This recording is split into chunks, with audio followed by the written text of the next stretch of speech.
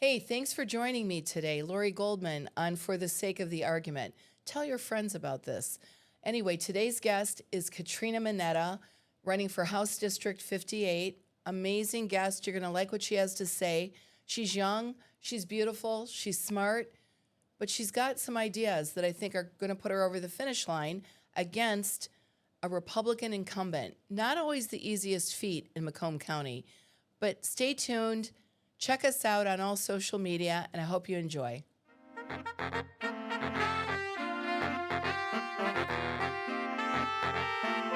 Thanks for being here today on For the Sake of the Argument. Katrina Manetta, you're running for House District 58. That's right. Can you tell our listeners what that encompasses community-wise? Yeah, so the House District 58 is Shelby Township, Utica, Sterling Heights, and Warren. So it's Macomb County, Central, and I'm so excited to be running. For the last year and a half, I spent my time building an indivisible group from 5 women in a coffee shop to over 1,400 people now in Macomb County, where Kudos. they said that was impossible. So yes, thank you so much. I'm really excited. And you're a young person. Have That's you run for office previously? This is my first time. Okay, what's your background? My background is sociology. I went to Oakland University. I was born and raised in the district. And after college, I realized I didn't want to do social work or research, which was the 2 options at the time.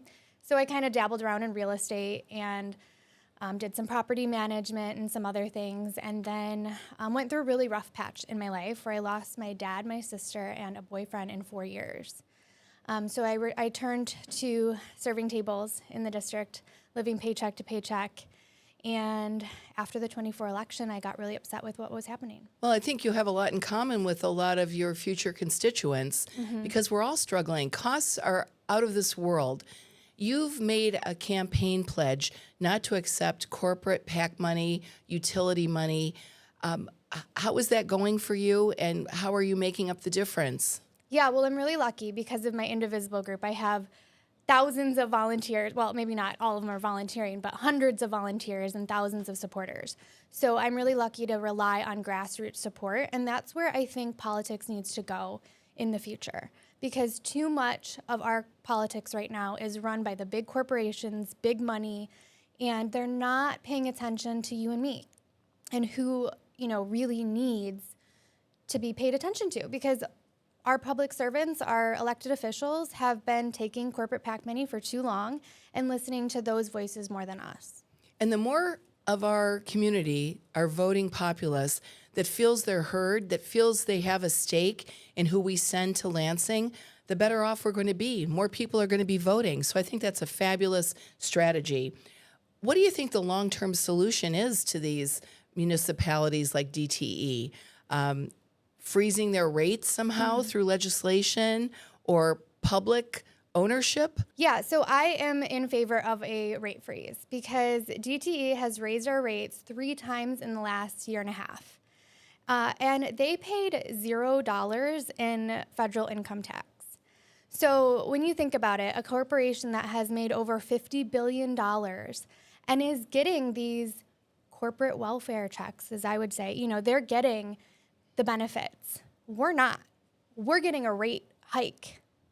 So I'd like to know who in Lansing is okay with that math. Well, I think there are too many okay with that math, and some of them are Democrats. That's right. So I think it's good that you've taken this pledge and you're adhering to it. But many Democrats are still taking corporate money, as well as Republicans. So what do you say to our fellow Democrats that haven't made the pledge to stop accepting this for their campaign financing? Well, I think, why did we lose in 2024, right? I think it's time that we look at ourselves and say, what can we do to hear the people that are speaking to us? Because for too long, the people that are voting feel left behind. And that's exactly why I started an indivisible group, because the Democratic Party wasn't there to respond in the moment and weren't standing up for what this moment requires, which is action, which is real, not taking that corporate PAC money. It's real fight for the people and not for the big money and the corporations. So for too long, our Democratic friends have not been listening to the voices of the people. And so people ask me, how did you grow this indivisible group to 1,400 people in a year and a half in Macomb County, where it's largely people look at it like a red area? And not always cohesive, even among Democrats. That's right. Yeah. I mean, there's lots of factions that we have to build these coalitions and bring people together. And so they say, how do you do it? And I said, well, I was listening to the people. I was listening to the stories of, families in my district who are saying, I can't keep my lights on. DTE keeps raising my rates. And by the way, we're also getting bad service. So why don't we do things that, give us a refund when our service goes out? That's just like typical business anywhere else. So I think those are things that the state legislature could do going forward. Another big spender in Michigan politics is the artificial intelligence AI lobby. Mm-hmm. Now, some of them have already gotten through, and people are fighting them harder and stronger now. But what can we do to stop them getting any more of a hold in our beautiful state? And secondarily, what can we do to make sure that we manage the ones that have gotten through so that we're not totally destroyed and our natural resources aren't destroyed by them? Yeah, you're seeing a big issue with this right now. And a little bit outside my district, Washington Township, recently they decided that a data center would be coming there. And so there's been huge public backlash on that. And you're seeing it around the state, right? Nobody wants this. They're taking our natural resources. They're lowering our property values. There's, all sorts of issues with these data centers coming in. And so, again, we need to be listening to the people. These need to be done out in the open because largely right now they've been done behind closed doors. I am pro-transparency. And so I think we can, at the state level, again, we can regulate some of this. We can make sure that if these data centers come to Michigan, which largely that is the case anymore, right? That we're going into an AI world. It's going to happen. Unfortunately. So we need to be able to say, okay, if you're going to come here, then it has to benefit the community. It has to be done in the open where everyone is on board with this. And we need to make sure you're not taking from our public resources. I agree. You are running against the current seat holder for District 58, Ron Robinson. Why should Ron Robinson be out of a job? Well, he's taking that corporate PAC money, and I think he's listening to those interests more than the people. Well, I think that's the biggest reason all the people that aren't listening to their voters should be out. Yeah. What are you doing to flip the seat? It's hard to overcome an incumbent. And in Macomb County, it might be very hard to overcome a Republican. Yeah. Yeah. Well, again, I always tell people, I'm gonna work harder than anyone who's ever ran for this seat before. What does that mean? What are you going to do? I'm going to knock doors. Knock, knock, knock. I have a personal goal of knocking 10,000 doors. But for every door I can knock, I can also knock 5 more because I have a huge volunteer base behind me who have actually asked me to run for this seat. Let me stop you right here. And I never stop anybody, but I'm going to tell you something. I sit here every week and I listen to everybody say what they're going to do. And I talk to a lot of people that are either elected officials or they're going to run for office. And the first question I ask them is, what is your base of support? How many people could you call in the middle of the night if you needed help? And they proudly tell me, a lot of people, 20, 30, sometimes it's less. Mm-hmm. And I say, that's utter bullshit. Maybe you shouldn't be running for office. The fact that you have built a base of support in those numbers is magnificent. And I applaud you because that is your gold. People first, money second. Sorry I interrupted you. No, I appreciate that. And I think that it speaks to why I'm running, because I felt like if anyone else were to run for this seat, it wouldn't get flipped because I know I have a base of people behind me who literally asked me to do this. Exponentially, all those people that support you from your indivisible group know people who know people who know people who know people. Mm-hmm. That's what makes the world go round. This is just a multi-level marketing thing, politics. It's sales, just like real estate. Yeah. It's all the same. So beyond costs and corporate spending, what are the other big issues that face House District 58? Healthcare. Right, this year. You mean the lack of health care? Right, exactly. Well, it's funny because, just an example, I hurt my foot earlier last week. And I was in excruciating pain in the middle of the night. And I was like, I have to go to the emergency room. It was so bad. And I was sitting there I can't go to the emergency room. It's going to cost me thousands of dollars. So I have to wait till the morning to go to urgent care. And should I even go to urgent care? Because that's expensive too. You know, my deductible is over $8,000. Wow. So, that has to be used in a year, right? And then you can have a free ride. Yeah. Or reasonably free ride. Right. So for somebody who's healthy, I mean, mostly healthy, $8,000 is hard to reach. But nonetheless, our healthcare system is very broken. And when the federal government cut the ACA tax credits, that means about 400,000 Michiganders are going off, healthcare. So that's a very scary number. And I think it's unacceptable that the Michigan legislature does not have an answer right now. Because healthcare is life-giving. And to me, healthcare is a human right. So, I know, these are things that shouldn't even need to be said. Right. Everybody needs health care, but it's the deal with the rich. They're able to get what they need, so they don't think about those that can't. And they just think maybe if they worked harder, they'd have everything they need in life. That is not the way it goes. And I'm sick and tired of both Republicans and Democrats in Lansing not finding solutions to the problems that have been there for decades. That's right. So speaking of that, from your perspective, and don't be afraid to be real, what are Democrats missing in Lansing? The elected officials that are sitting in their seats right now, are they making this moment count? Are they working together in a way that they're putting forward our ability to have control and have solutions and change the course of Michigan, or do you think they're failing? Well, I think that, a lot of times you hear we're in the minority, so there's nothing we can do. And I don't expect to go to Lansing and always be in the majority. This is politics. Right. So I think that we need to have the tough, very, very tough conversations, because in a moment like this, everything is so partisan. But we have to be willing to go, okay, what are our values that we're unwilling to compromise on, and what can we compromise on in a way that we can actually get the other side to move? I'm an organizer, right? I've been community organizing for the last year and a half, as I said.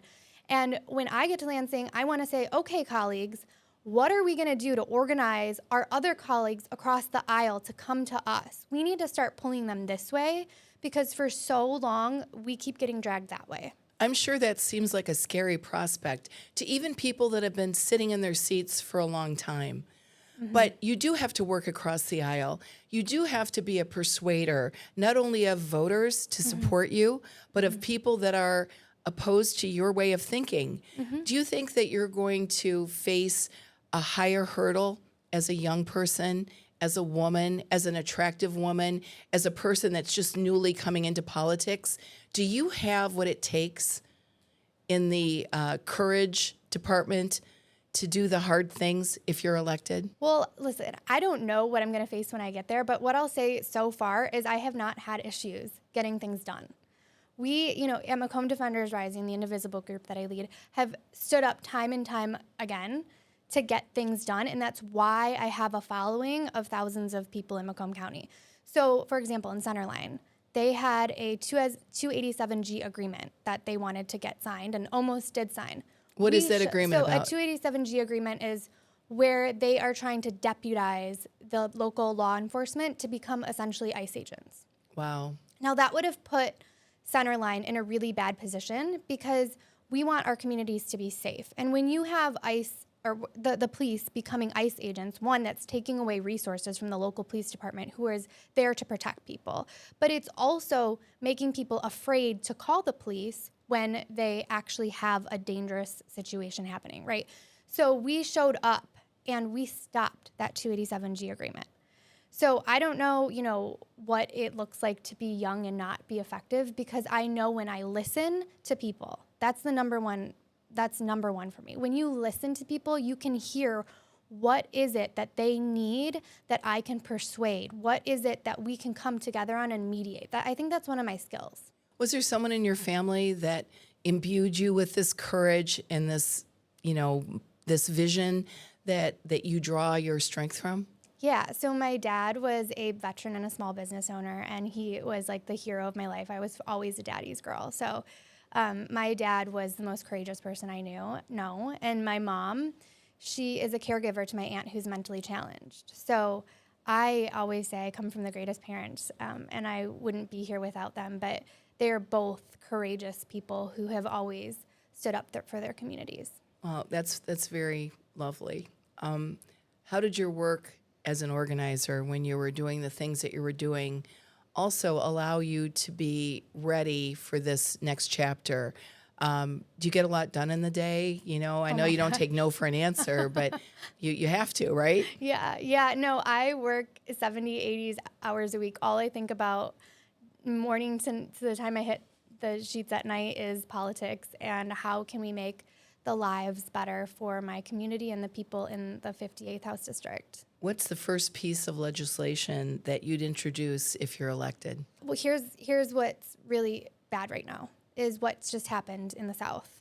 So I think immediately we need to get our voter protections in order. And there was a Michigan Voting Rights Act that was passed by the Senate, and it never got through lame duck session in 24. I think we need to introduce that back into the House. Yeah, that was kind of crazy that a lot of things didn't get through lame duck session. Yeah. I'm never going to forgive the people that could have made a different outcome for us. Yeah. So I think that's very important. And I think a lot of my friends and the people that I talk to who are Black are feeling a little bit left behind, that this is not being talked about more and focused on more. And, you know, it's not just going to affect communities of color.